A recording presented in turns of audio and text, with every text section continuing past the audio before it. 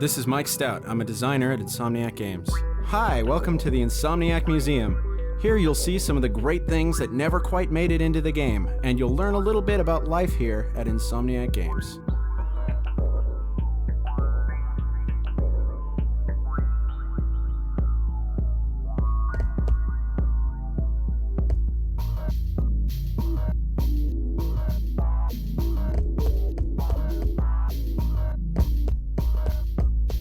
Hello, my name is Brian Allgeier, the design director at Insomniac Games. These floating spherical monstrosities are the elusive gravity spheres, which were originally going to be included in Silver City.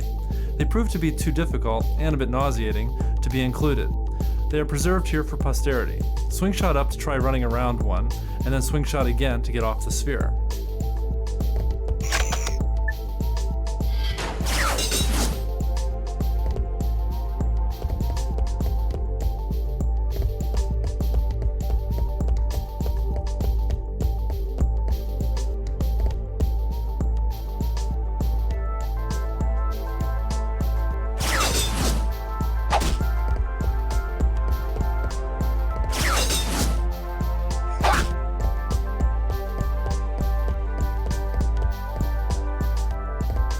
Hi there, my name's Tim Trespass. I'm a gameplay programmer here at Insomniac Games.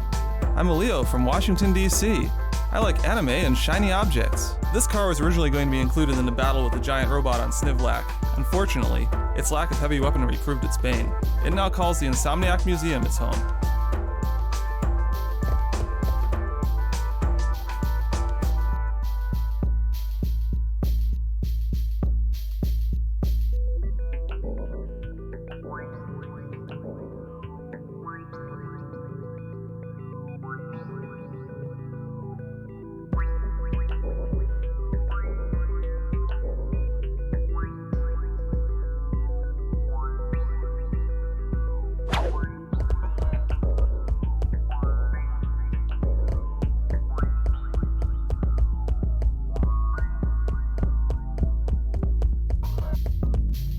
Hiya!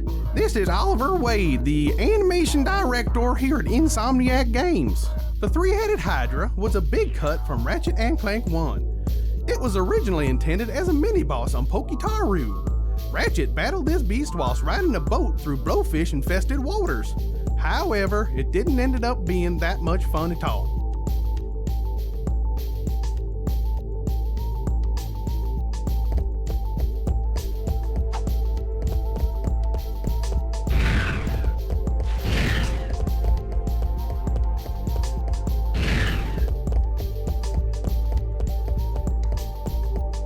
My name is Chris Town, and I'm a tester here at Insomniac Games. Here at Insomniac, we're so hopped up on caffeine that we bounce off the walls! You can do the same with these gravity ramps!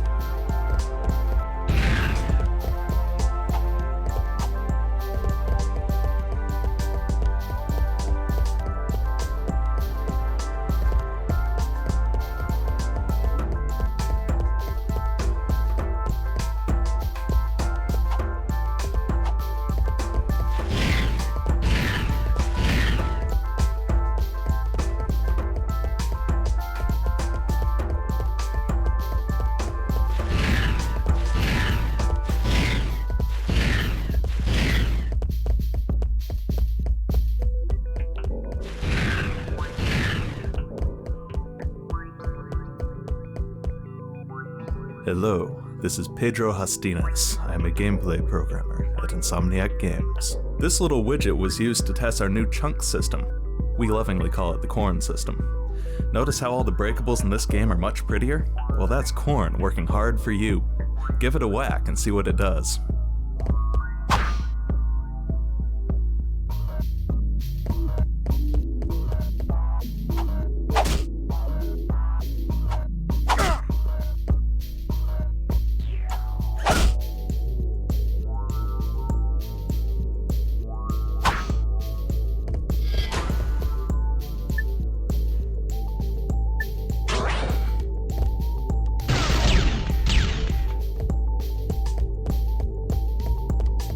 Mike Stout here. Fear the random robot NPC.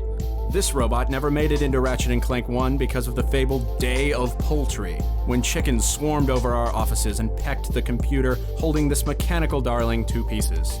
We were able to retrieve her eventually, though.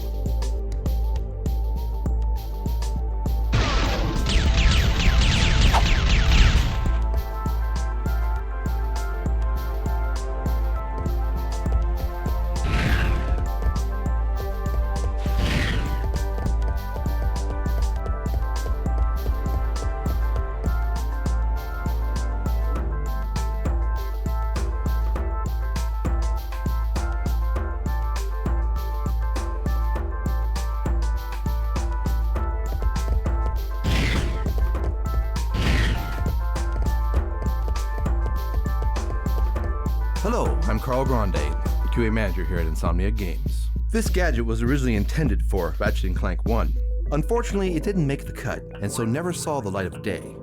It now makes its home here at Insomniac Museum, gone but not forgotten.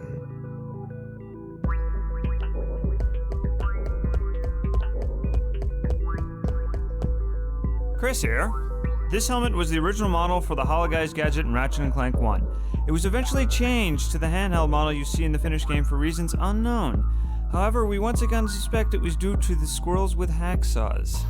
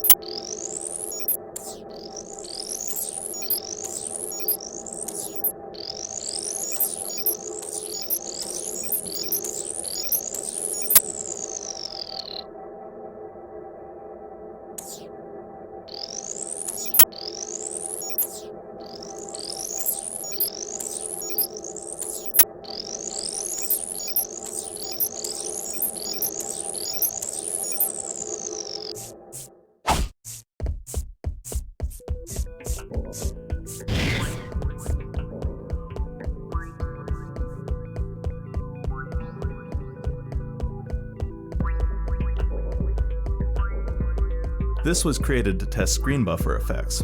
Screen buffer effects are used to create things like distortion bubbles and heat hazing. This, however, ends up looking like a hall of mirrors. Can you guess why?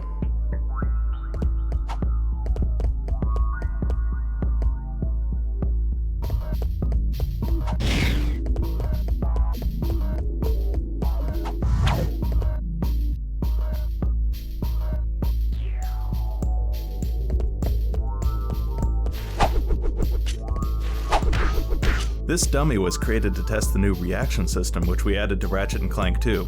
With this system, enemies would always be sure to react appropriately to being damaged without a ton of hassle. Go ahead and hit him. He won't mind.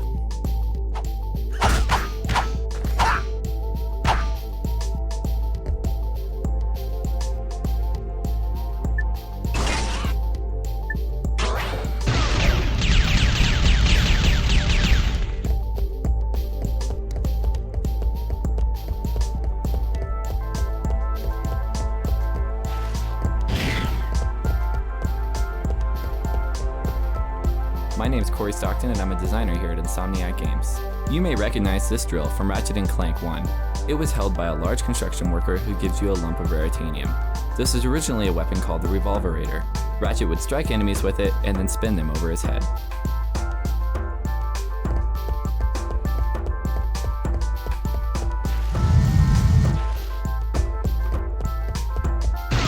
Hey, it's Tim.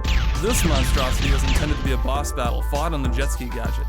Seeing as the jet ski never made it in Ratchet & Clank, however, neither did this boss. May he rest in pieces.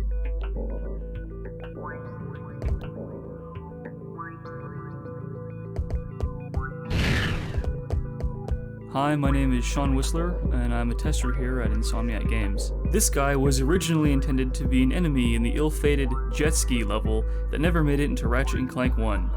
A moment of silence, please, for this gentle giant, torn down in his prime.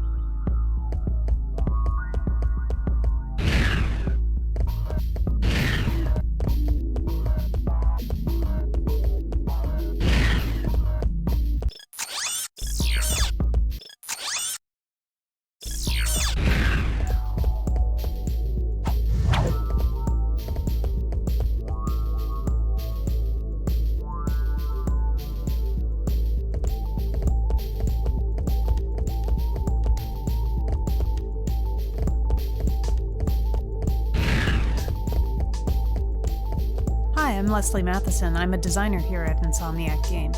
This was intended to be the water system for Ratchet & Clank. However, as even this little patch of water taxes the game engine to its limits, a modified and severely optimized form was what eventually made it into the game. To see this patch in action, press circle.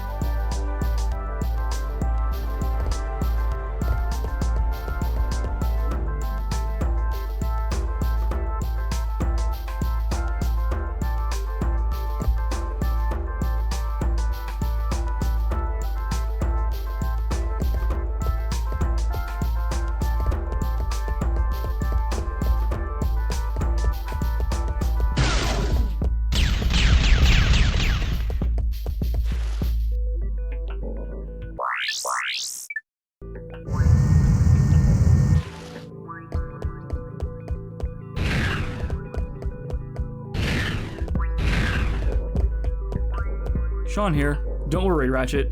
You wouldn't have had to fight this monster even if he did make it into the game.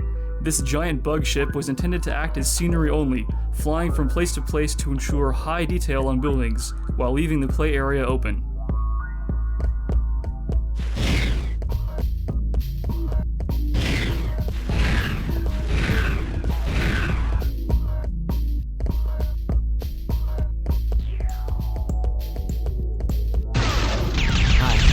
Garcia, and I'm a programmer at Insomniac Games. This wonder of an explosion was created especially for Ratchet & Clank 2. Its extreme versatility allowed it to creep into many different places in the game. You'll even see it in the electrolyzer puzzles. Stand on the blue pad to make your own explosions.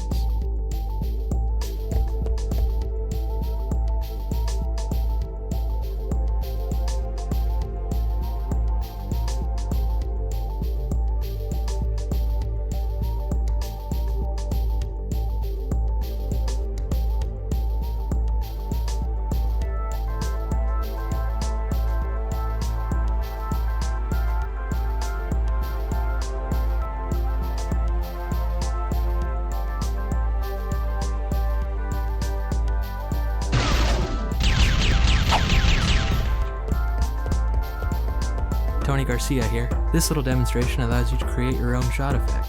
Using the magic of debug technology, you can edit the shot's size and color, and then watch the bandit shoot it at the blockman. Don't feel too sorry for the blockman though, he's evil.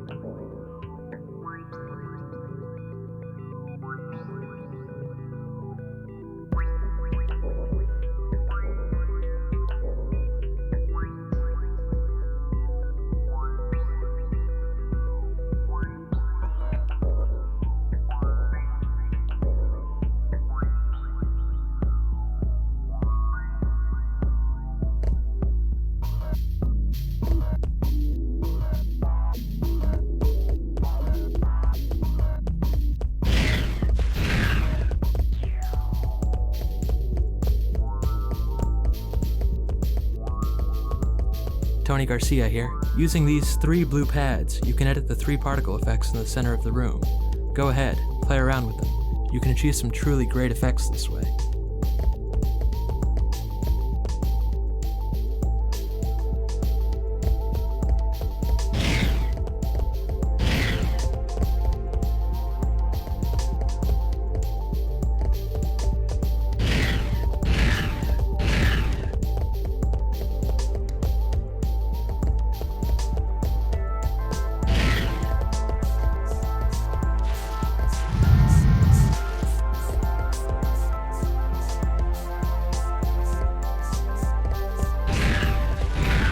Corey here. This monstrous robotic squid was created for one of the Ratchet Clank 2 prototype levels.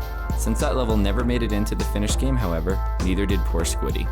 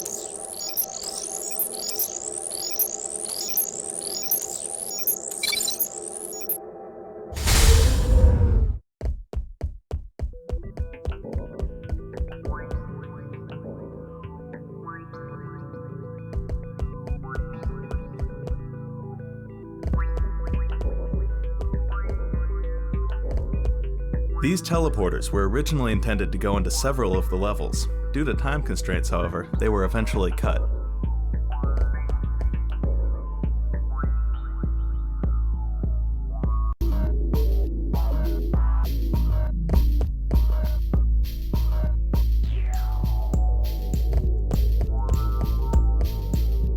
Brian Allgeier here. These escalating rows of blocks were used when we were in the early stages of creating Ratchet & Clank 1. They were used to test Ratchet's jump heights and jump distances to see which would be the most fun.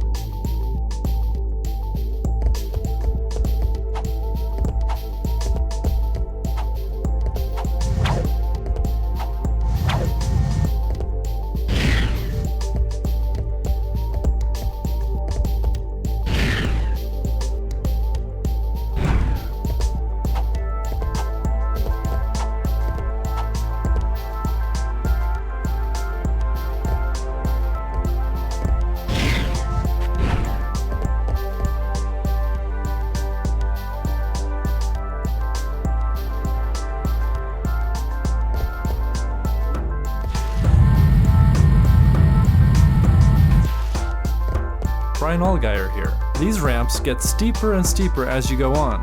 They were used to test how Ratchet's feet respond to different floor angles. It also helped establish that a 45-degree angle was the sharpest that Ratchet should be able to walk up.